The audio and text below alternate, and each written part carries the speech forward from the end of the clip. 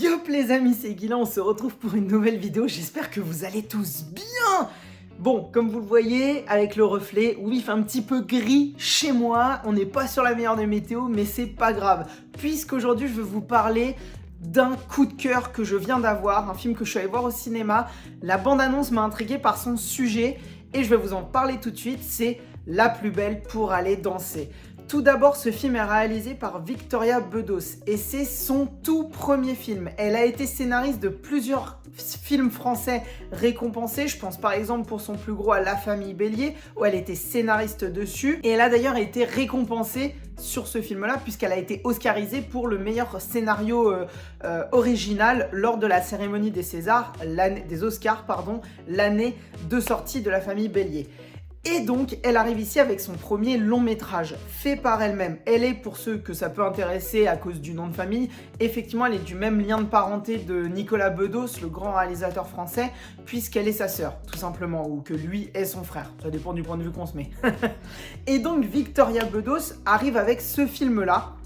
Et pour ce film, je vais vous le résumer très rapidement, c'est le film d'une petite fille de 14 ans qui s'appelle Marilus et qui, suite à une grosse phobie sociale, un vrai problème d'intégration dans son ancien lycée, et c'est plus ou moins sous-entendu, à cause d'une envie, voire peut-être même une tentative de suicide, elle a changé de lycée. Et on arrive donc dans ce nouveau lycée à 14 ans pour, en septembre, la rentrée scolaire. Et cette petite fille, Marilus, va vivre en fait tout simplement dans une vie assez particulière, puisqu'elle n'a pas connu sa mère qui est décédée lorsqu'elle avait 3-4 ans, peut-être même un petit peu avant d'un cancer, ouais, je pense 4 ans à peu près, parce qu'ils disent dans 10 ans, il y a 10 ans dans le film. Donc elle est décédée il y a 10 ans dans le film, donc quand elle avait 4 ans, d'un cancer généralisé. Et le papa a décidé de complètement taire cette partie-là, jouée et interprétée d'ailleurs par l'acteur Philippe Catherine, qui moi me fait beaucoup mourir de rire. Et en plus de ça, elle vit dans un environnement particulier puisque son père est famille d'accueil pour des personnes âgées. Donc au lieu de les mettre en EHPAD lorsque ce sont des personnes qui ont besoin d'assistance, et ben au lieu de lui se déplacer chez eux parce que ça lui demanderait trop de travail, il a acheté une sorte de grand manoir en pleine campagne et il accueille à peu près 6 ou 7 résidents qui vivent complètement de manière familiale, dans une ambiance familiale à cet endroit. Et donc cette petite fille, on le sent tout de suite, a un écart générationnel avec les autres. On le dit dès le début, là où les autres de son âge à 14 ans sont intéressés par TikTok, Instagram, le dernier qui a mis la photo et la question de la popularité, entre guillemets, elle n'est intéressée que par la culture. Elle lit des livres, elle s'intéresse de la vie des personnes âgées qu'elle a autour d'elle dans cet environnement. Et en même temps, elle a une vraie phobie sociale et un problème de communication très présent dans sa famille. Et ce qui va se passer, l'élément déclencheur, c'est qu'elle va vouloir un jour s'incruster à une fête pour un garçon qui vient d'arriver dans sa classe en même temps qu'elle, qui est aussi le nouveau, et il y a une fête de début d'année, et elle va se déguiser au personnage du parrain, donc de la trilogie Le Parrain, sauf que en mettant le chapeau et une perruque, cheveux courts et la tenue complète, elle va se faire prendre pour un garçon, puisque personne ne la reconnaît, vu que les quelques premiers jours de la rentrée, elle est complètement invisible socialement. Personne ne la remarque et même on se moque d'elle par rapport à son prénom. Marilus, Marissus. Super comme subtilité, même si c'est complètement ce que feraient des gamins de 14 ans aujourd'hui. Et donc, qu'est-ce qui va se passer ? Elle va commencer à créer un lien d'amitié avec ce fameux garçon pour qui elle a eu un flash, un coup de foudre, elle est tombée amoureuse. Et en fait, tout va très vite dégénérer puisqu'au lieu de lui dire la vérité, elle va se faire passer pour un garçon, se créer une identité où elle va s'appeler Léo. Et au bout de 2 rencontres, ce garçon, on va apprendre qu'il est homosexuel et qu'il va embrasser le personnage de Léo, donc qu'il va embrasser Marilus sous l'intermédiaire de Léo.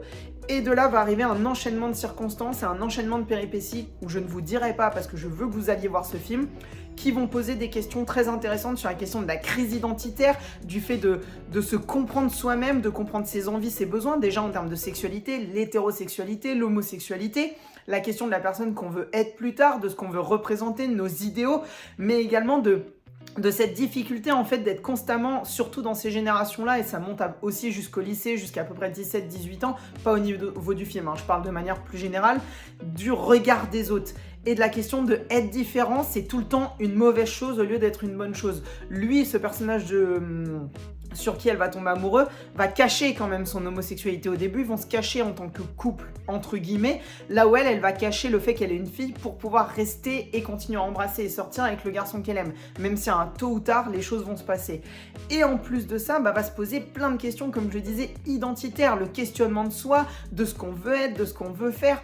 Et le film, néanmoins, va rester dans quelque chose qui fonctionne super bien, c'est qu'il va rester dans cet environnement, on va dire, presque enfantin. C'est-à-dire, mais au final, qu'elle décide de lui dire la vérité, de le cacher, que lui soit homosexuel et qu'il le cache, ou qu'il le cache pas, que même elle, on n'est pas tout le temps constamment sûr de son orientation sexuelle, et au bout du compte, on est juste sur des enfants, des jeunes qui se découvrent, et il n'y a rien de grave. C'est un premier amour, si ça marche pas, il y en aura d'autres. Si ça marche pas avec un garçon, tu le feras avec une fille. Si ça marche pas avec une fille, tu feras avec un garçon. Au final, tout ça, le film le prend avec beaucoup d'intelligence, parce que à la fois c'est un sujet qui est très fort et qui est très bien écrit, et je parlerai de la mise en scène après, mais en même temps on te le relate constamment avec cette souplesse d'esprit où on te dit ce ne sont que des enfants, des amourettes, des ragots, mais ça peut aller très loin. Et là on rentre sur les questions de phobie sociale, voire de suicide, à cause de sa crise identitaire et du fait qu'on n'est pas accepté par les autres. Donc le film sait aussi être cru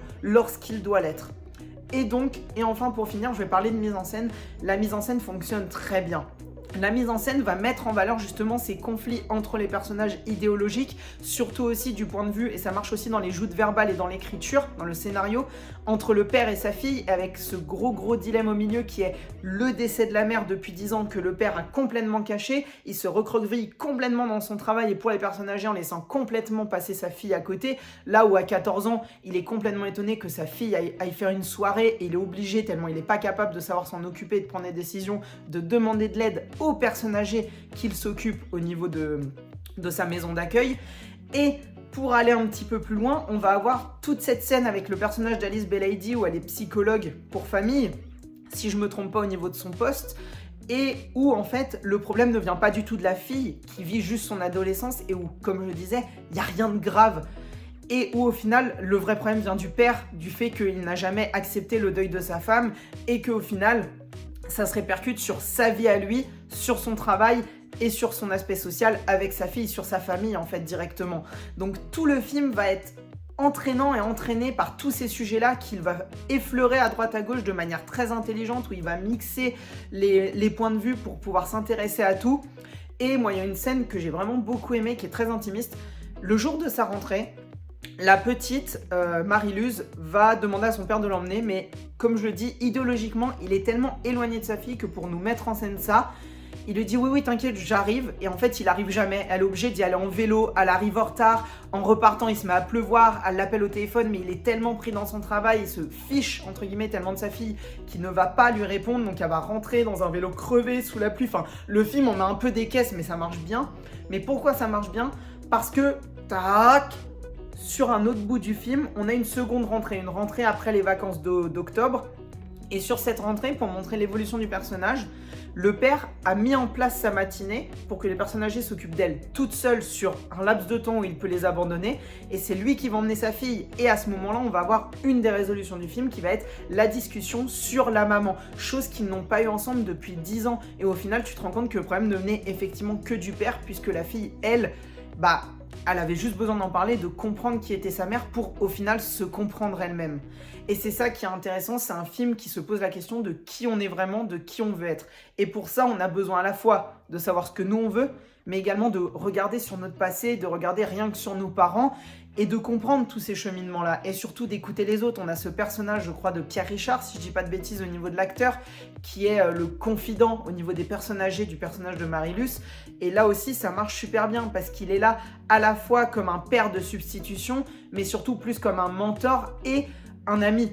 Il va vraiment faire les trois rôles où à la fois il va la conseiller, mais aussi lui dire « mais je sais ce que t'as été, va vivre ta jeunesse, va t'éclater, c'est pas grave si tu fais une ou deux bêtises, tant qu'il n'y a rien de grave ». Et du coup, c'est à lui qu'elle se confie et pas à son père. Tout ça fonctionne super bien et tout ça pour vous dire, pour ceux qui ont été aussi loin et qui ont écouté les détails, si vous avez vu le film, dites-moi ce que vous en avez pensé. Mais moi, ma finalité, vu que je pense que vous n'aurez pas vu le film, c'est aller le voir. C'est un très bon film français qui parle de choses qui sont très importantes aujourd'hui est très intéressante et ça le fait super bien. Je remercie sa réalisatrice d'avoir fait ce premier film parce que c'est un très bon premier film et je vais suivre sa carrière de très très près. Donc les prochains films de Victoria Bedos, surtout, je serai au rendez-vous. Et en attendant les amis, mettez un petit pouce bleu, ça fait forcément toujours plaisir, vous le savez. Ça permet de récompenser les vidéos, la régularité et le travail. Dites-moi ce que vous en avez pensé dans les commentaires. Et en attendant les amis, je vous dis à très très vite. C'était Guilain et surtout n'oubliez pas, regarder des films c'est bien, mais les comprendre c'est mieux. Ciao ciao.